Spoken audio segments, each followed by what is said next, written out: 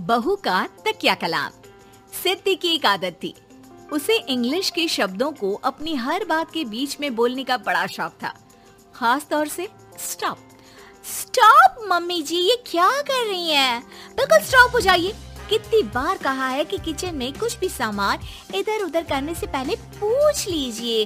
अरे क्या stop stop करती रहती है, तेरा बस चले तो पूरी दुनिया स्टॉप करा दे। और हाँ, सामान इधर उधर नहीं, मैं बस ये देख रही थी कि चीनी कहाँ है, चाय पीने की तलब थी। स्टॉप मम्मी जी, अब ये मत बोलिए कि आपको ये भी नहीं पता कि किचन में चीनी कहाँ होती है। सास को सिद्धि की बात बिना सर पैर की लगती है। वो उससे बहस नहीं करना चाहती, सो वहाँ से निकल जाती है। सिद्धि कमरे में। स्टॉप, मैं कहती हूँ बिल्कुल स्टॉप। मैंने कहा बिल्कुल स्टॉप। नहीं करता स्टॉप बिल्कुल। अरे यार, बिजली की वायर जोड़ रहा था, तुमने स्टॉप होने के लिए बोला और ये देखो क्या हुआ, करंट लग गया। अब करंट लगने पर चिल्ला रहा हूँ तो भी स्टॉप। अरे चाहती क्या हो तुम? स्टॉप, मैं क्या चाहती हूँ? अरे अब कैसे स्टॉप हो जाऊं? मेरा मतलब है स्टॉप स्टॉप। सिद्धि फिर चली जाती है सब्जी वाले के पास। भैया, वो बैंगन किलो और आलू 5 किलो। Stop stop. काफी देर होने के बाद भी सिद्धि को उसका सामान नहीं मिलता। क्या है भैया, कब से बोल रही हूँ, आलू 5 किलो, बैंगन 2 किलो, फिर दे क्यों नहीं दे रहे हो? भैया स्टॉप। बहन जी, मैं तो 2 मिनट में तोल दूं, लेकिन आप ही तो बोल रही हैं स्टॉप। अब इतनी तो अंग्रेजी हम भी जानते हैं ना कि स्टॉप का मतलब होता है कि रुक जाओ, तो रुक गए भाई। अरे यार, क्या लोग हैं। स्टॉप। अरे तोलो तोलो चलो। किसी तरह सामान लेकर सिद्धि घर आती है, जहाँ वो देखती है कि ढेर सारे मेहमान बैठे होते हैं। सिद्धि आते ही जोर से चिल्लाती है, स्टॉप! आप यहाँ सब कैसे?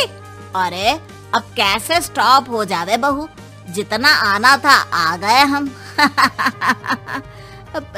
हाँ बैठिए ना। सासू माँ, आप बात करिए, मैं चाय बनाकर ला रही हूँ। सभी बात करने में लग जाते हैं कि तभी सिद्धि किचन से निकल कर आ जाती है। Stop stop. अरे क्या खाएंगे आप लोग? पकौड़ी बना दूं या चीला या फिर इडली बना दूं? अरे जो मर्जी बना दो, बस ले आओ जल्दी से बहू, इन लोगों को निकलना है, कोई जरूरी बात करने आए हैं। अच्छा स्टॉप।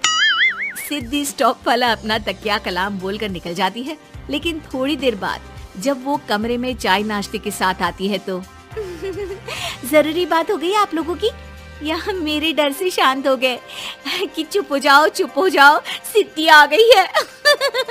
बोलिए ना। बस जैसे ही सिद्धि ने कहा बोलिए ना, घर में चकर पकर की आवाज गूंजने लगती है।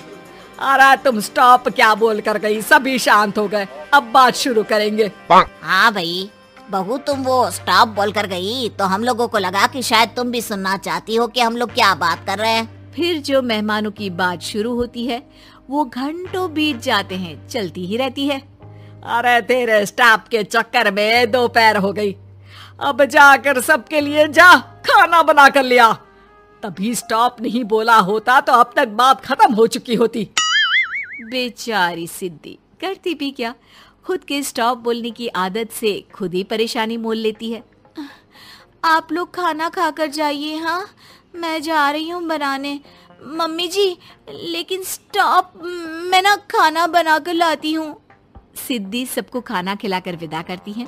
पूरी तरह से थक चुकी सिद्धि शाम को पार्क में वॉक करने जाती है।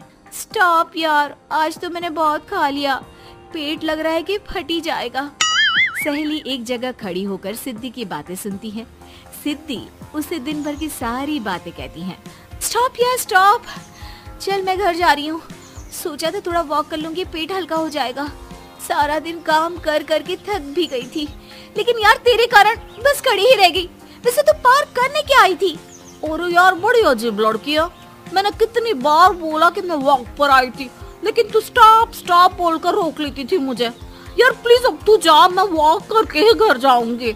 ओ यार, वो स्टॉप तो मेरा तकिया कलाम है। घर के सभी लोग सिद्धि के स्टॉप से परेशान थे। वे कभी उसके बोलने पर स्टॉप हो जाते तो मुसीबत आ जाती, कभी नहीं होते तो भी मुसीबत आ जाती। अरे मैं तो इस बहू के तकिया कलाम से परेशान हो गई हूँ। अरे कोई तो उसकी ये आदत हटाए।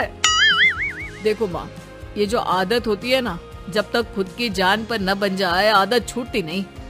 अरे उसकी जान पर बनाए उससे हमें क्या, हम लोगों के लिए तो ये परेशानी का कारण बनती ही जा रही है।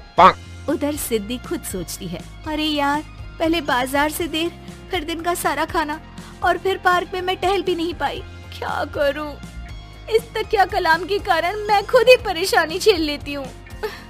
एक काम करती हूँ, आज से सोच समझ कर बोला करूंगी। बहू स्कूटी उठाती है और निकल जाती है, लेकिन जैसे ही वो बीच चौक पर पहुँचती है, स्कूटी फिसल जाती है और वो नीचे गिर जाती है। हाय रे, कोई तो बचाओ, किसने टक्कर मार दी मुझे, कितना दर्द हो रहा है, कोई तो डॉक्टर के पास लेकर चलो, स्टॉप। बस जैसे ही बहू स्टॉप बोलती है, सारे वहीं रुक जाते हैं। बड़ी घमंडी औरत है, एक तो हम बचा रहे हैं, ऊपर से देखो स्टॉप बोल रही है। स्टॉप, कोई नहीं है क्या इस पूरे शहर में? बहू अपने तकिया कलाम की रट लगा कर रखती है। स्टॉप, कोई स्टॉप। लोग उसकी मदद के लिए आगे तो आते हैं, लेकिन जैसे ही उसका तकिया कलाम सुनते हैं, वहाँ से निकल जाते हैं। तभी कहीं से उसका पति लौट रहा था। वो बीवी को रास्ते में पड़ा देख हैरान रह जाता है। अरे तुम यहाँ, कितनी चोट लगी है तुम्हें? पति आसपास खड़े लोगों पर गुस्सा हो जाता है। आप लोगों को दिखाई नहीं दे रहा कि मेरी बीवी को चोट लगी है? कोई भी नहीं है जो उसे उठाकर बिठा सके? अरे भाई साहब, कोई क्या मदद करे इस महिला की? और इतनी घमंडी है, जब भी इन्हें उठाने की कोशिश करो स्टॉप स्टॉप बोल देती है। स्टॉप, ये क्या बोल रहे हैं आप लोग? मैं पिछले आधे घंटे से दर्द सह रही हूँ। स्टॉप। पति समझ जाता है कि मामला क्या है। वो सर पर हाथ रख लेता है, लेकिन जल्दी ही बीवी को डॉक्टर के पास ले जाता है। ओह, इन्हें तो बहुत ज्यादा चोट लगी है। आप लोगों ने इन्हें लाने में कुछ ज्यादा ही देर कर दी है। रुकिए, मैं चेक करता हूँ। डॉक्टर जैसे ही बहू के पास पहुँचता है। हाँ तो मैम, कहाँ चोट लगी है आपको? यहाँ। स्टॉप। डॉक्टर देखते देखते अचानक रुक जाता है। अब भी स्टॉप? अरे नहीं डॉक्टर साहब, अब तो सपने में भी स्टॉप नहीं बोलूंगी।